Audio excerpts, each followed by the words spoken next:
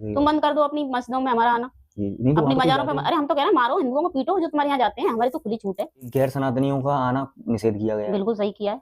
कैसे आप बताएं आप? ये लोग गंदगी फैलाते हैं, हम्म, थूकते हैं, ये तो जी सबसे बचा ही नहीं। ये तुम ही हो गया फतवा जारी करने के लिए, हम इतने कमजोर हो गए कि तुम्हारी किसी बात का हम जवाब ही नहीं दे सकते।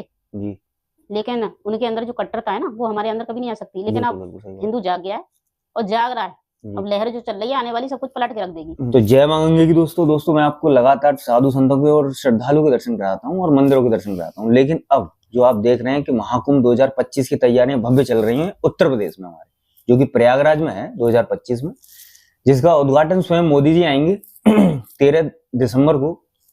लगभग पूरी तैयारियां हो चुकी होंगी, घाट तैयार हो चुके होंगे, कैंप लग चुके होंगे, सभी तैयारियां अपनी जोर शोर से चल रही हैं, युद्ध स्तर पर कार्य चल रहा है, जैसा कि मैं आपको दिखा रहा हूँ, पिछली वीडियो में देख रहे हैं। लेकिन मैं हूं आज एक समाज सेविका हैं गौरी पाठक जी, तो इनसे मैं जानूंगा कि क्या तैयारियां चल रही, क्योंकि सनातन को लेकर कुछ ना कुछ करती ही रहती हैं, कभी किसी को जागरूक करना, कभी कुछ करना, कभी कुछ करना। तो सनातन धर्म से संबंधित जो हमारे धर्म में ये विशाल मेला है, जिसमें लाखों की करोड़ों की तादाद में इस बार श्रद्धालुओं के आने की संभावना है, तो उसको लेकर क्या तैयारियां हैं, कैसे जागरूकता फैला रही। तो दीदी मैं आपसे जानूंगा कि इस बार जो आप देख रही हैं कि 2025 में महाकुंभ है, क्योंकि 12 साल बाद आता है, ठीक है। अब मैं आपसे जानूंगा कि क्या आपकी इस बार तैयारियां हैं, जो आप जागरूकता करती हैं, जैसे हिंदू धर्म और सनातन धर्म के लिए आप महिलाओं को, बच्चों को, बुजुर्गों को, सबको जागरूक करती हैं, तो इस बार क्या तैयारियां चल रही हैं कि महाकुंभ के लिए आप प्रेरित करें कि चलो उधर प्रयागराज, या फिर क्या? तैयारी हमारी शुरू हो गई है कल से जी। हम जगह जगह चौराहों पर इनकी पेम्पलेट बांटेंगे और जागरूक करेंगे, क्योंकि बहुत लोगों को नहीं पता कुंभ है क्या। जी। ठीक है जी। ऐसा कहा जाता है कि महाकुंभ में स्नान करने मात्र से मनुष्य के सारे पाप नष्ट हो जाते हैं, है ना। तो इसकी एक कथा भी आती है कि जब समंदर मंथन हो रहा था, जी, तो विष्णु भगवान ने जब अमृत बट गया और एक तरफ राक्षस से विष बट गया थी, तो अमृत का जो घड़ा था वो भगवान विष्णु ने अपने वाहन गरुण को दे दिया था। जी। जब वो लेके भागे थे तो उसकी 4 बूंदें अलग अलग गिरी थी। ठीक अच्छा, है, उसमें कलश में से जी। वो कहाँ था? प्रयागराज था जी, हरिद्वार जी, और नासिक और उज्जैन। तो ये 12 साल बाद कुंभ अलग अलग जगह पे लगता है। कि गैर सनातनियों का आना निषेध किया गया है। बिल्कुल सही किया है। कैसे आप बताएं? ये लोग गंदगी फैलाते हैं, थूकते हैं, ये तो सबसे बचा ही नहीं है। जी देखा है ना। इन चीजों से बिल्कुल है ना, जब हम तुम्हारे उसमें नहीं जा रहे तो तुम्हें भी कोई आने का मतलब नहीं बनता। अच्छा। क्यों चिल्लाते हो जब हम बंद कर देते हैं तुम्हारा आना? तुम बंद कर दो अपनी मस्जिदों में हमारा आना, तो अपनी मजारों पे। अरे हम तो कह रहे हैं मारो हिंदुओं को, पीटो जो तुम्हारे यहाँ जाते हैं, हमारी तो खुली छूट है, मारो उनको। और तुम क्यों चीख रहे हो? जब हमने मना कर दिया तो तुम्हें क्यों आफत आ गई? सही बात, क्योंकि आस्था का विषय है, आस्था ये हमारे धर्म से जुड़ा हुआ है। या फिर तुम फिर कन्वर्ट हो जाओ, हिंदू हो जाओ जी।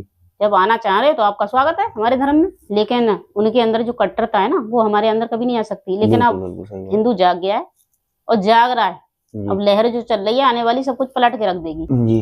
जब तक मूर्ख बने थे तब तक हम मूर्ख थे, लेकिन अब नहीं है, और अभी नहीं तो फिर कभी नहीं। तो आप अपने यहाँ जो जिले में हैं, क्या कैसी तैयारियां कर रही हैं फिलहाल? मतलब महिलाओं को जागरूक कर रही हैं क्या? बिल्कुल, हमारी बहुत बड़ी टीम जाएगी इलाहाबाद। जाएंगी भी आप? बिल्कुल, कम से कम 100 से 150 महिलाएं हमारी जाएंगी। अच्छा, बहुत सही।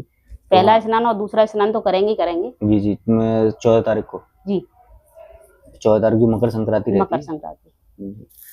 जैसा कि आप देख रही हैं कि सनातन धर्म को लेकर, क्योंकि एक तरफ महाकुंभ चल रहा है, एक तरफ ये सनातन धर्म को लेकर हमारे बाबा बागेश्वर जी जो निकले हुए हैं, नंगे पैर चल रहे हैं, बिल्कुल जागरूक कर रहे हैं कि एक हैं तो एक रहोगे, बिल्कुल बटेंगे तो बटोगे तो कटोगे, कटेंगे, बंटवारा होगा। बिल्कुल कटेंगे, मतलब अपनी संस्कृति से कटेंगे, हर चीज से कटेंगे, संस्कृति से कटेंगे। वैसे तुम मालूम है, तुम्हें देखा नहीं है बांग्लादेश में क्या हुआ? सुरक्षा की बिल्कुल सही बात, ठीक है ना, उदाहरण है ना अलग अलग देशों के। तो हम यहाँ क्यों कटे हैं? हम सब एक हैं।